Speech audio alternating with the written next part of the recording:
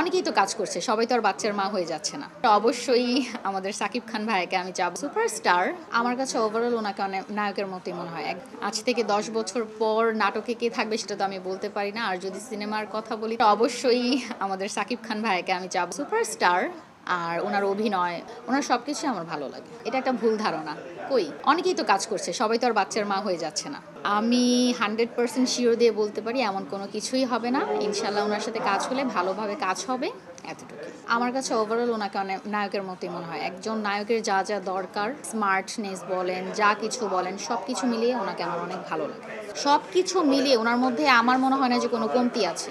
সংজ্ঞা বলার আর কিছু নেই। আসলে ভালোবাসা বলতে কিছু আছে আমার মনে হয় না। অ্যাজ এ ফ্রেন্ডশিপ হিসেবে থাকলে আমার মনে হয় ওই রিলেশনশিপটা অনেক লং টাইম যাবে, তাদের মধ্যে গুড রিলেশন থাকবে, তাদের বন্ডিংটা ঠিক থাকবে।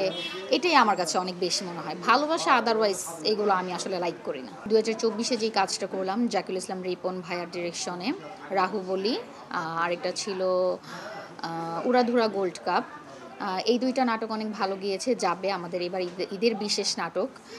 এই দুইটা নাটকের কারণে হচ্ছে আমি এখন ভালোই কাজের সাড়া পাচ্ছি। এই দুইটা নাটক আমার জন্য প্লাস পয়েন্ট ছিল।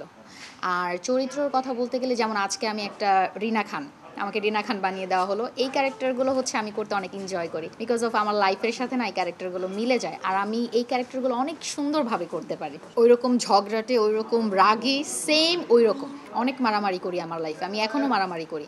আর আমি মারামারি করতে খুব ভালোবাসি। সেটা তো ডিপেন্ড করে সে আমার সাথে কেমন আচরণ করছে, তার কাজকর্মের উপর ডিপেন্ড করবে।